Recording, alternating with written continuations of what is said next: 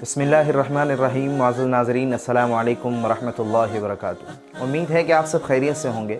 اللہ آپ کو خوش رکھے. معزز ناظرین, رزق کا مالک جو ہے اللہ تعالیٰ ہے اور اللہ ہی کی طرف سے ہر انسان کو رزق ملتا ہے.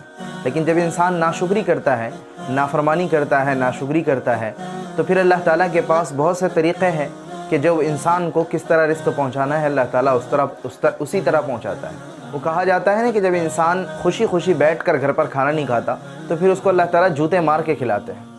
ایسی ہی ایک خوبصورت حکایت آپ کے سامنے پیش کر رہے ہیں. امید ہے کہ آپ سب کو پسند آئے گی. دیہات میں کسی مولانا صاحب نے بیان کیا کہ اللہ تعالیٰ بندے کو رزق کھلاتے ہیں.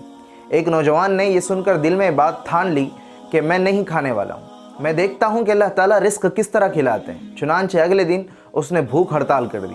لیکن بیچاری ماں تو ماں ہوتی ہے. اس نے پراٹھا بنایا, سالن کے علاوہ مکھن اور چینی بھی ساتھ رکھ دی. اس نے بیٹے سے کہا بیٹا کھا لو. بیٹے نے کہا نہیں, مجھے نہیں کھانا. وہ منت سماجت کرتی رہی لیکن وہ کہتا رہا کہ مجھے کھانا ہی نہیں کھانا. جب اس نے بار بار کھانے کو کہا تو یہ تنگ آ کر گاؤں سے باہر درختوں کے جھنڈ میں جا کر لیٹ گیا اور یہی سوچتا رہا کہ میں دیکھتا ہوں کہ اللہ تعالیٰ آج مجھے کیسے کھلاتے ہیں. ماں بیچاری پیچھے پیچھے کھانا لے کر گئی اور اس کے قریب رکھ کر واپس آ گئی. اب کھانا بھی پڑا ہوا تھا اور وہ بھی لیٹا ہوا تھا. جب اسے کھانے کی خوشبو آنے لگی تو وہاں سے اٹھ کر 30-40 فٹ کے فاصلے پر لیٹ گیا تاکہ مجھے کھانے کی خوشبو بھی نہ آئے. وہاں ارد گرد کچھ ڈاکو تھے. اس جگہ پر اکٹھے ہو کر اپنی پلاننگ بناتے تھے کیونکہ انہیں وہ محفوظ جگہ نظر آتی تھی. وہ دوپہر کے وقت آ کر وہاں بیٹھ گئے. اب ان کو بھی سالن کی خوشبو آئی تو وہ کہنے لگے یار لگتا ہے کہیں کھانا پڑا ہوا ہے. ایک نے کہا تلاش کرنا چاہیے. چنانچہ تلاش کرنے پر انہیں کھانا مل گیا. انہوں نے دیکھا کہ پراٹھا بھی ہے, مکھن بھی ہے اور سالن بھی ہے. ان میں سے ایک کہنے لگا کہ آج تو مزے ہو گئے, کھانا مل گیا. ان کا جو بڑا تھا وہ بہت ہی ہوشیار آدمی تھا. اس نے کہا چپ کرو, مت کھانا, مجھے لگتا ہے کہ کسی نے ہمیں مارنے کے لیے اس میں زہر ملایا, اور اگر کسی نے ملایا ہو تو دیکھو وہ کہیں نہ کہیں قریب چھپا ہوا ہوگا. جب انہوں نے ادھر ادھر ڈھونڈنا شروع کیا تو دیکھا کہ وہ صاحب ایک جگہ پر لیٹے ہوئے تھے. انہوں نے اسے بالوں سے پکڑ لیا اور کہا اچھا تو تم نے اس کھانے میں زہر ملایا ہے؟ اس نے کہا نہیں, میں نے تو نہیں ملایا. انہوں نے کہا پھر تم نے یہ کھانا یہاں کیوں رکھا ہے؟ لگتا ہے تو ہمارے ساتھ کوئی مکر کر رہا ہے, کوئی چال چل رہا ہے. انہوں نے مل کر یہ فیصلہ کیا کہ اسی کو پہلے کھانا کھلایا جائے. چنانچہ انہوں نے اسے کھانا کھانے کو کہا تو وہ کہنے لگا میں نہیں کھاتا. اب ان کو پکا یقین ہو گیا کہ اس میں زہر ہے. انہوں نے اس سے پھر کہا کہ تم پہلے کھانا کھاؤ.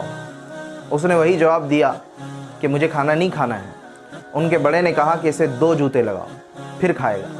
اب اسے جوتے بھی لگنا شروع ہو گئے لیکن وہ کھانا کھانے سے انکار ہی کرتا رہا. جب بے حد و بے حساب جوتے لگے تو کہنے لگا مجھے معاف کر دے, میں کھاتا ہوں. اس کے بعد اس نے ان کو پورا واقعہ بھی سنایا اور ان کے ساتھ مل کر روٹی بھی کھائی. پھر انہوں نے اسے چھوڑ دیا. جب اس کی اچھی خاصی مرمت ہوئی تو اس کے جسم پر جوتوں کے نشان پڑ گئے اور بیچارہ دردوں کے ساتھ گھر واپس آیا. ماں اس کی یہ حالت دیکھ کر خاموش ہو گئی. اب اسے اگلے جمعے کا انتظار تھا. اگلے جمعے کے دن مولانا صاحب نے پھر تقریر کی کہ اللہ تعالیٰ ہر حال میں انسان کا رزق پہنچاتے ہیں. جب وہ بیان اور نماز کے بعد فارغ ہوئے تو یہ مولانا صاحب کے پاس جا کر کہنے لگا مولانا آپ ادھورے مسئلے بیان نہ کیا کریں. انہوں نے کہا میں تو پورے مسئلے بیان کرتا ہوں, آپ کہنا کیا چاہتے ہیں؟ وہ کہنے لگا آپ نے پچھلی دفعہ کہا تھا کہ جس کا رزق ہو اللہ تعالیٰ اس کو پہنچا کے رہتے ہیں. انہوں نے کہا یہ بات تو پوری ہے. وہ کہنے لگا جی نہیں, یہ پوری بات نہیں ہے. پورا مسئلہ یہ ہے کہ جس کا رزق ہو اللہ تعالیٰ اس کو پہنچا کے رہتے ہیں اور جو رزق نہ کھانا چاہے اللہ تعالیٰ اس کو جوتے مار مار کر کھلاتے ہیں.